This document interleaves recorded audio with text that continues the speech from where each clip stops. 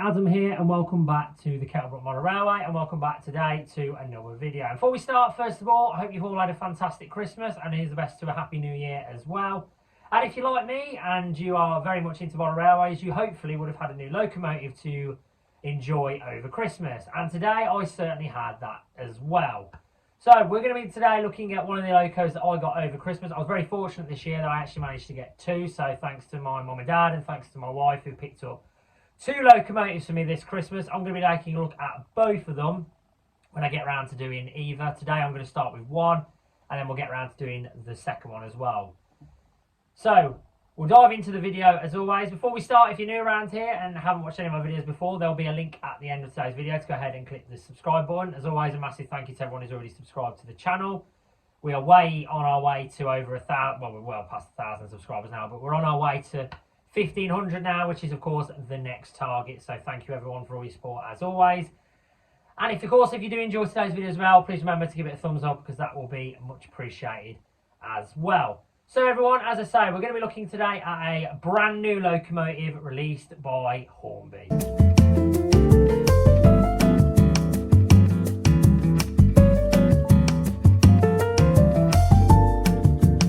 Right then folks, let's dive in then, shall we? So first of all, before we start, you will notice I'm currently wearing a brand new microphone that I've been given, so hopefully this time my sound won't sound muffled when it comes to doing the audio, so fingers crossed it all works out perfectly. I have tested it. It does sound a lot better than it has done, so hopefully it will sound good when it comes around to editing the video when I stick it on YouTube, whenever that be, sometime over this Christmas. So fingers crossed it all works out. So let's get straight to it. So as I say, I'm currently filming this on Christmas Day, so I would have already received my new locomotive, which I'm going to be looking at today. Sorry, I thought I was being interrupted there, ignore me. So I'm going to be looking ahead at this lovely thing. So this is Hornby's brand new Black 5 Caprotti valve gear Black 5 that they've released. Now of course they released the Black 5 I think last year, which had mixed reviews. There was a lot of people were a little bit concerned with the way it ran, with a few issues with it today. So Hornby have a chance to redeem themselves by making a much better locomotive than the one they had prior. Now I never owned one of the Hornby's newish Black 5s. I never got around to it. I had the really old super detailed one, which I got rid of quite a while ago now. This was way before we even set up the whole system in here. So this was on the bucket list for quite a while, so I'm really pleased that my lovely wife managed to get this for me from Rouse Sheffield. I think from what I remember, the RRP for this is around the £220 mark without DCC. With DCC, you're probably looking at 300 plus, which you'd expect nowadays in today's market with model railways. So of course, if you are looking to get one of these, I will leave a link to Hornby and to Rails in the description to go ahead and get one of these bad boys as well. So we're going to take a look at the locomotive. We're going to look at it in the box. I'm going to have literally brand new release, so it's going to look really good as well. Remember, I've got to look at the camera there. Sorry, my apologies. And we're going to have a look at it running around, etc, etc. And then, as always, I'll give you my thoughts on it as well. If you're new around here and never seen any more locomotive reviews, please bear in mind that I'm not professional at this, or I don't know absolutely everything. So there is probably going to be someone who knows more about it than me. So when it comes to looking at the when it comes to looking at the mechanism and things like that, I'm not going to be going into that much detail as well. Same with the DCC concept as well. Excuse me, I'm not going to be going into all that. I'll show you roughly where it goes and stuff like that, but I'm not going to talk about much because, as I say, our layout isn't DCC, so it would be pretty pointless for me to talk about that in this video, so it's not going to happen, unfortunately. So again, if you want to see someone else do a better review on it than my personal opinion, then by all means, not a problem, go and check someone else out. I'm sure they would also have done a good review on it as well. So anyway, without further ado, we're going to look into the locomotive, have a look at it running around, and as I say, review it and have a look at the details and stuff like that. Again, if you're new around here or you're a current subscriber, you'll also know I always do a little background information into the real life locomotive that we're looking at today. So we're not going to be looking at the Black 5 as present, we're going to be looking at the Caprotti version of the Black 5. So here is the background on the British Railways, or LMS British Railways, Caprotti. The LMS British Railways Black 5 was arguably the most infamous steam locomotive to ever run on English soil. But in 1948, the British Railways introduced 20 Caprotti type Black 5s to their services. These were numbered 44738 to 44757 and included 44686 and 44687.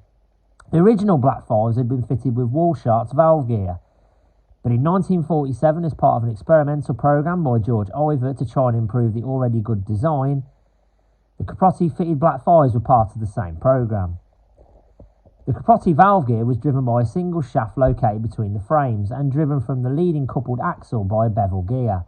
The reversing gear was operated by a screw wheel requiring multiple turns to go from full forward to full reverse. In this, it differed from the standard Caprotti version, which only required one turn. It was designed to operate in the same way as the reversing gear on the Walsharts fitted Black 5s. However, reversing between intermediate cut-off positions could only be achieved by winding to the full gear position in the new direction and then winding back.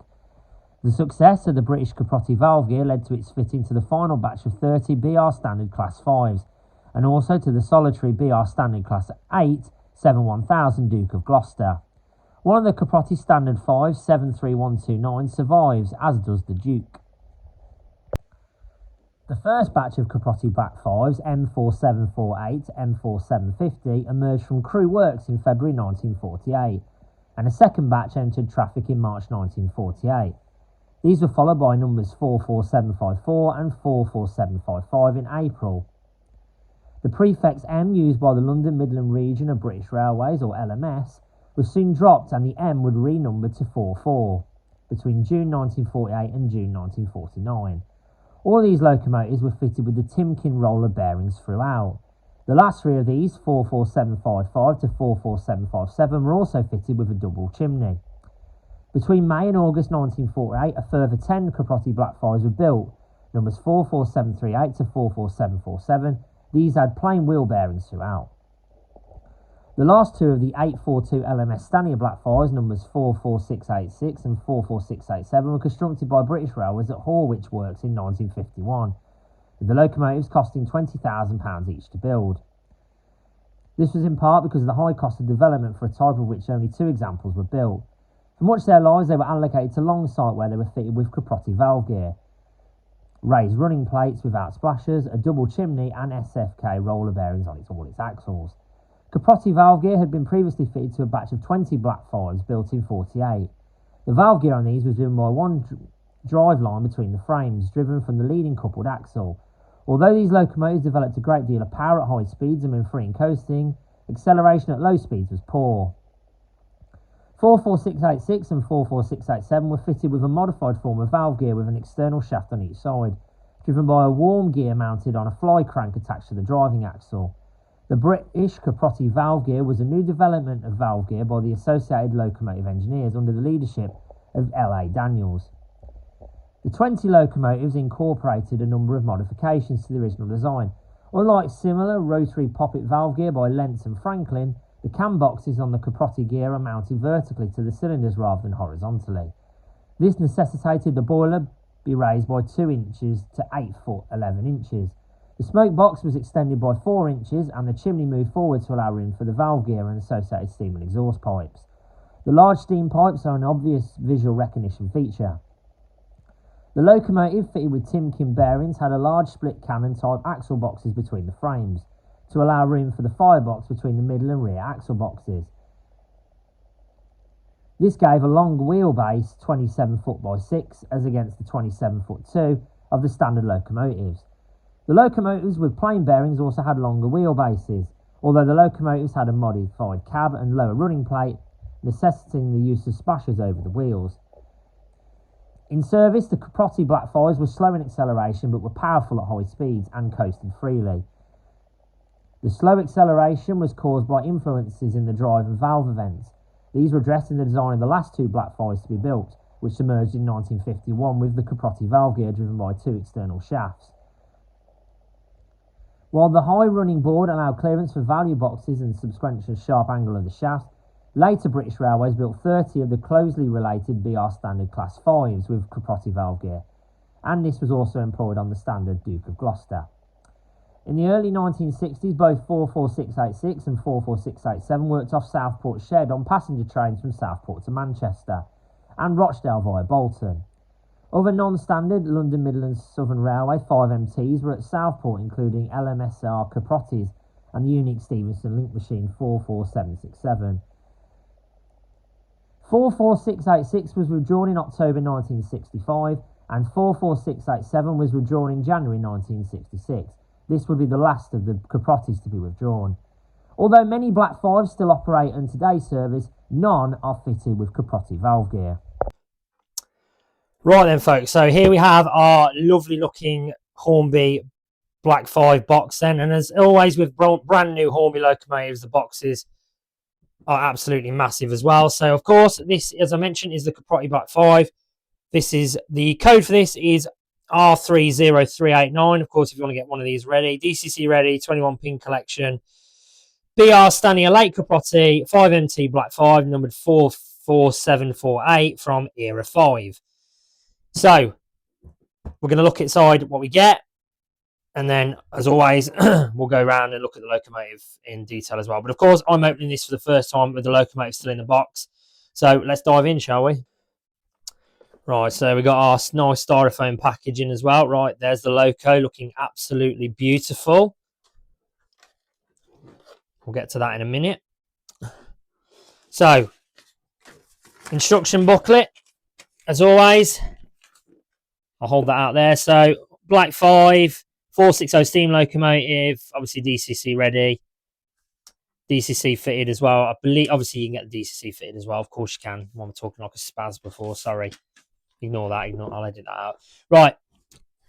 As always, with the booklet, it always tells you about the lubrication of the models, where to obviously make sure you keep your locomotive to stand up to scratch, so you can see where the conrod, the coupling rod is. So there, and then under the wheel arches as well. Always important. The DCC decoder for this one, as you can see by the image, is there's a little screw which you have to unscrew the tender in, and then the chip compatible, well, the speaker goes in that part there, and then the decoder goes in there as well. So the two little screws, as you can see, are located at the front of the tender, where the tender connects to the actual locomotive. So that's pretty straightforward. It's very good as well. Accessories, I'll show you all that in a minute, but as you can see, there are two crew fitted that you get as well, so we'll get to all that in a minute. You get this lovely looking thing, which is a tablet catcher, which is quite interesting, something different. And yes, snow plows as well fitted. That's really good. So again, as I say, I'll show you all this when we get to looking at it in the box as well. And then the lamp as well, which again, I will also show you. I believe, looking at mine, for strangely enough, I'm not sure why, I don't know if it's meant to be, but mine's already actually fitted to the locomotive as well. And that's interesting as well. So, interestingly, you can actually, that's interesting then. So you can actually take the lamp off the front and put it anywhere else on the locomotive, and then it tells you here what each one is actually for. That's very interesting. So that's really good. I'm glad they've included that, because if someone didn't know, they wouldn't have a clue. And then at the back as well, again, I'll show you all that when we look at the locomotive as well. But yeah, nice to get that in there. That's always a nice touch, so thank you for that. Right, accessories pack. So what we got in here then? So, see if I can actually show you better. So you can see there, we've got a driver and a fireman. Nice little accessories as well. We've got a spare coupling there. Steam pipes, which is always good. And then I believe they're the snow. I want to say they're the snow plows there. So that's really good. So I'm glad they've included the snow plows, really, because that's something different that you don't see every day. So yeah, dead pleased with that. So that's a good start. So well done, Hornby. Right. So here we have the locomotive then. As I say, we'll look at this properly in a minute. But as I say, it looks absolutely fantastic. Sorry, let me just see if I can get it out a better way. All right, sorry about that, folks. Right, yeah, I mean, that looks absolutely brilliant in the box as well. Sorry about the gleam. For some reason, my phone has picked up that it's dark in here. So it's put my flashlight on for some bizarre reason. But nevertheless, you can make out the number. So there's the number.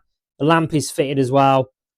Looks very good as well. So I've actually picked this box up, and this loco doesn't feel too heavy as well, which is quite good. So I've actually got my turbo motive weighs sincerely a lot more than this, but you probably would expect it for a big express LMS steam locomotive, because obviously this is a mixed freight, so this would have pulled freight and passenger coaches. So that's very good. So yeah, we'll get it out in the box. We'll have a look at it in a minute. Sorry, no, let me start again. So I'll get it out of the packaging. We'll have a look at the detail on it, and then of course at the end I will give it a run round and we can have a final look at it as well. But it looks absolutely brilliant there. So let's have a look at it in detail then. Right then, folks. So here we have it then, looking at it in detail. So for the purpose to start with, I have separated the tender from the locomotive purely because I'm going to show you the connection, how it goes back together. So we'll start with the front of the locomotive then. And there's a few details to add here straight away. So the first thing to note is at the top of the locomotive and at the bottom on the buffer beam, you have two working LED lamps, which is absolutely fantastic. I will show you them more as it runs around, but that is also fantastic touch from Hornby, so very good indeed. You've got a very nice number at the front, very visible, and you've also got the shed code as well. For some reason, my camera's not focusing at the moment, which is a little bit annoying, but I will try and show you that more in due course. Down the side of the locomotive, you have a nice running plate here. This is perfectly straight as it's already been measured. Lovely separated part there with the lovely pipe work. Same with the one running across the top. As always, I will mention just to be a little bit careful when handling because it is very fragile as well. You've got lovely separate parts here as well. More cylinders that run into the locomotive. You can see there you've got a very clearly visible number, which is good. And then you've got the nice steps as well, which is always a nice touch as well. And these ones are clearly easily visible to see. At the top, you have two safety valves, as you'd expect, whistle, boiler, chimney as well. And you have your little hatch, which of course does open and close, which is always good to see. And brilliantly, as you would expect with this model, you have very, very good sprung buffers, which again, you would expect with a locomotive. So yeah, that's fantastic. In the cab as well, you can see in there, all the detail looks absolutely superb as well. The firebox looks absolutely brilliant, by the way. And as you would expect with this, it does light up as well. You got the doors as well, which open and move to the back as well. Sorry, the doors that open outwards as well. And of course, the foot plate as well, which you can move up and down as well. You got the two-step seats in there as well. And again, you've got all the brilliantly looking parts in the locomotive. So you've got the regulator, which actually moves. You've got the dials at the top, the speed gauge, all the whistles and everything, the reverser lever over there as well. So yeah, that looks absolutely fantastic. So well done, Hornby, on that. Absolutely brilliant. Very good as well. One thing I should also note with this model as well, it is not that heavy, which is quite surprising. So we'll see how it pulls as well in a bit, but it doesn't tend to weigh that much as well. Compared to the metal body of the Turbomotive, which weighs an absolute ton, this isn't too bad, to be fair. So that's very good as well. Of course, there isn't that much valve gear because, of course, this is the Caprotti version of the Black 5. The tender is fine as well. As you can see, the coal looks perfectly good. You've got the nice rivets on the tender. The BR logo looks fine. And at the back as well, you've also got another working lamp. You've got two bits of writing on the back. So you've got the LMS and then you've got the gallons that the tender holds as well on the back as well. And of course, as you'd expect, the buffers as well are sprung as well. I've already changed the coupling as well for the purpose of pulling because, as you know, our couplings are obviously all magnetic as well. So yeah, that is absolutely brilliant. So I would say this looks absolutely fantastic. I'm sure there's someone who's going to go into more detail than me. But overall, this is a very, very, very good looking model. And I would say one of Hornby's best that they've produced in recent years as well. So shout out to them. They've done an absolutely fantastic job with this as well. Just quickly as well, before I let you go, I will show you the connection. So that is the tender connection. So all you have to do with that is slide it into that little part there. I'm going to make a right pig's ear of that. And then it should just click in. I won't mess around with it too much just in case I break it. But basically, all you need to do is slide that little metal part into the tender to get your connection. And it does, as you can see, there is a little play with it as well. So you can get it to sort of rotate when it goes around corners and things like that. So that's also good that they've thought about that as well. So nevertheless, I'll get it on the track. We'll give it a test run and then we'll see how it compares to pulling. As I say, it isn't very heavy. So we'll hopefully still manage to pull a decent rake of coaches and maybe some wagons as well. So we'll give it a test run on the track. We'll give it a go and see how it compares to other locomotives that Hornby have produced as well. Right then, folks. So here we have it on the track then, and it looks absolutely fantastic with a background, doesn't it? So can't wait to give this a test run. This is the first time using this, so hopefully it's going to work. Fingers crossed. So let's give it a go in forward and then give it a go in reverse. So let's start with forward. That's at 20 scale speed, so that looks absolutely fine. Seems to have a nice little pull off. Give a bit more juice. That's fine. And then in reverse, again, that looks perfectly normal, perfectly fine. It's got a nice slow speed, nice crawl actually, so that's very good as well. Right, let's get it on some coaches then and give it a proper test run. Let's get it up to 50 scale speed. So that's scale speed that you would tend to have most things, as you can see, just quickly. So that's 50, so that's scale speed, that's absolutely fine. And it looks absolutely fantastic. Runs very well so far. Obviously, bear in mind, you are going to try and run this in a bit longer. You will probably be looking at maybe half an hour running this in. So we'll see how it looks after about half an hour. So I'll probably edit this out and give it a bit of an half an hour run and see how it looks in. So I'll let it run around for a bit and then I'll give it an assessment afterwards. But so far, it's looking good. You can just about catch the firebox glow in there. So I'll show you that more in detail when she comes around for another run as well. But she's looking great around there as well. It's always a good view, isn't it? That you can always sort of tell a good locomotive when it seems to pull really well, especially something brand new like this, which absolutely suits it suits our layout perfectly normal because, of course, this is an LMS region locomotive, and being from Tamworth, this sits in beautifully. I have done a bit of research on this Caprotti Black 5. Apparently, it was based. I think its shed code was Manchester, so it would have run on the Euston to Liverpool line. So it kind of sort of goes with all the sort of my stock that I have as well. So it looks absolutely brilliant. That's a great view, by the way, isn't it?